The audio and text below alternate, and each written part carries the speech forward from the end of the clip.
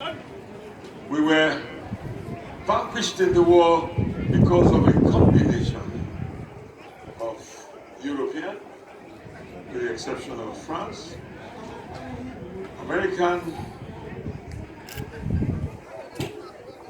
powers and Russian powers, which were interested in the oil deposits in our area.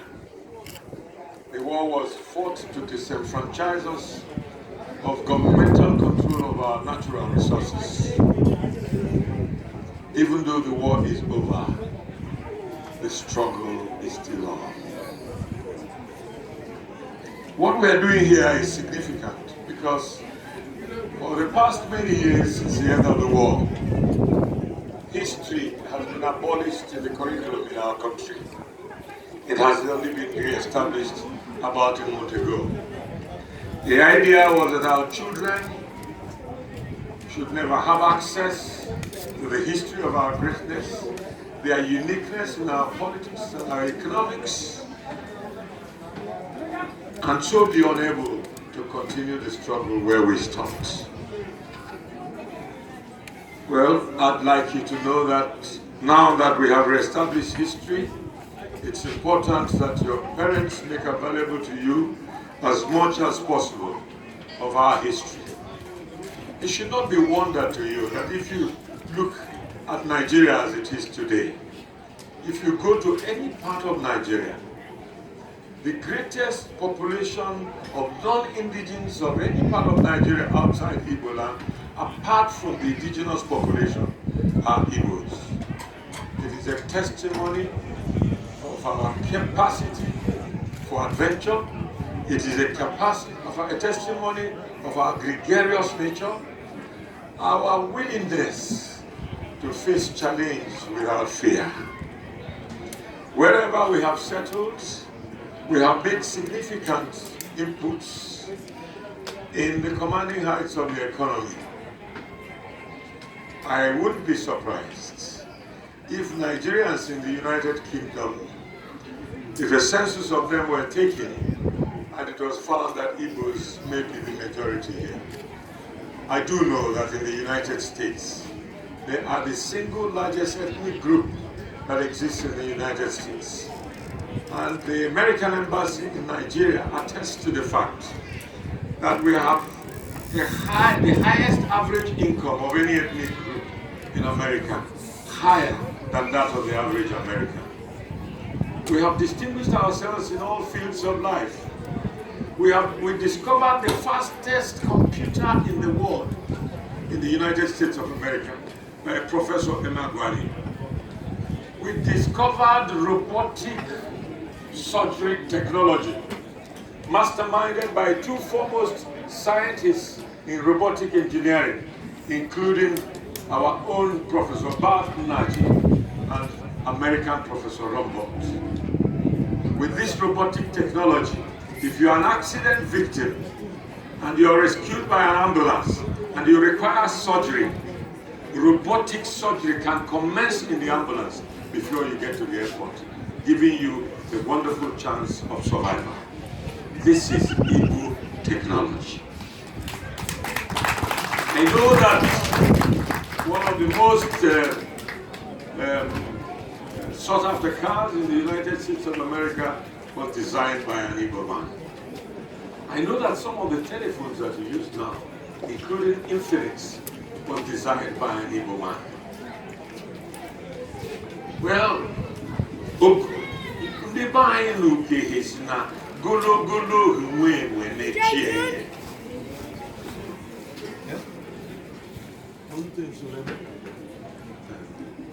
Anụ na High Commissioner na-abịa, and anyị ga-enye President anyị ikike ka o jee nnabata ya. Ọ bụ na ọ kpọrọ anyị mmadụ ka ọ bụ na na-ejife dị etu a, ọ na-abịa. So anyị ga na-ekwu okwu wee gaa ya na mgbe ọ bịa. So ife m na-eme ka m gwa unu bụ onye na-eje kwụsie ya n'ike. A sị m unu na ndị uke si na gologolo nwe na-echie ya. Gologolo bụ a word for cleverness. When I was hunting as a young man, it was very difficult get a ball. Because before you finish aiming and shooting, it jumps to the next tree. And it is how they describe you in my dialect. You know, your sense of entrepreneurship, your wits, your ability to turn anywhere into a home, adapt to different cultures, is very unique in civilization. It is a rare attribute and something I want you to continue to encourage. I felt extremely happy to see our children who are growing up in England now able to read in Igbo. I have on my left a very prominent Igbo man, Dr. Nwachukwu Anapese, who is head of the Council of Igbo States of America, and who in conjunction with the state of Virginia in America have set up an Igbo Center in the state of Virginia Center for the development of modern architecture and building technology. If you go there, you will see the Anglo-Saxon wood technology in building construction. You will see the German technology in building construction. You will see how the American technology developed. But in the whole of Africa, the only typology in that center is the Igbo architectural technology. Every year in the United States of America, Dr. Anapese and members of his organization organize a ceremony in which American blacks who have passed through a DNA test that satisfies them to have Igbo origin are given Igbo names and celebrated. It's going to hold again in the state of Virginia between the 17th and the 21st of July. It's a very moving and emotional ceremony. I had the opportunity, as I said in the House of Commons, to donate a piece of land in my village to a family that discovered that they were Igbo. As they accepted these gifts and the names that they were given, they shed tears and told us that they were like a rolling stone that never knew where it started from. So this Igbo organization is providing a platform in which we can unite with Igbos who are in the diaspora and who were catapulted to America as slaves, and giving them a sense of originality and authenticity as to where they belong. Today's ceremony, it is important to acknowledge that there are amongst us two mayors of various boroughs in the United Kingdom. Three of them are Igbos in origin. One of them has been re-elected for the second time as mayor. It is not easy to be domiciled here from the kind of origins that I have and be acceptable by councillors and members of the borough and be elected to such exalted offices, except that they have something to bring to the table. I was myself a beneficiary of such magnanimity when I went to the University of Ibadan in Nigeria and dared to stand for election as president of Students' Union in a Yoruba-dominated university, where the student population of Yoruba origin was about 65%. I not only was elected overwhelmingly, but I survived my tenure without any vote of no confidence. I think that apart from the fact that I tried to be extremely disposed to all without let or hindrance, or without consideration about where they came from, I think it was the training that I got as an Igbo that enabled me to be able to dare and to be able to hold out and do what I did. Today, as we celebrate our day here, I know that we will have a lot of Igbo dances. I know that we will have a lot of display of Igbo culture. I know that we will be treated to Igbo cuisine.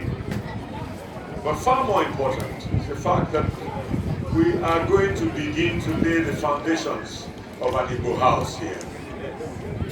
It is important that we take it seriously. We are concluding a big headquarters in Enugu for Ohanaeze headquarters in Park Avenue in Enugu. It has 2 amphitheaters. Those amphitheaters will be devoted, one, to technical education, in order for us to identify with the renaissance trend of development in the technological world of today. The other will be used to exhibit Igbo culture and Igbo language, so that our children who grow in Nigeria will also learn to preserve and perpetuate our culture. I am sure that when you finish this building will also have places where you exhibit our culture and when you teach our children our local vernacular. I do hope that whatever happens today will be a success and that it will stimulate you to continue the launching and to begin efforts to acquire a building. I also hope that the kind of conviviality I have seen today, the kind of drop our old depressions and let's come together to build an Igbo community united by love for one another and devoid of rancor and bitterness will not die when I go. I thank you for your kind attention.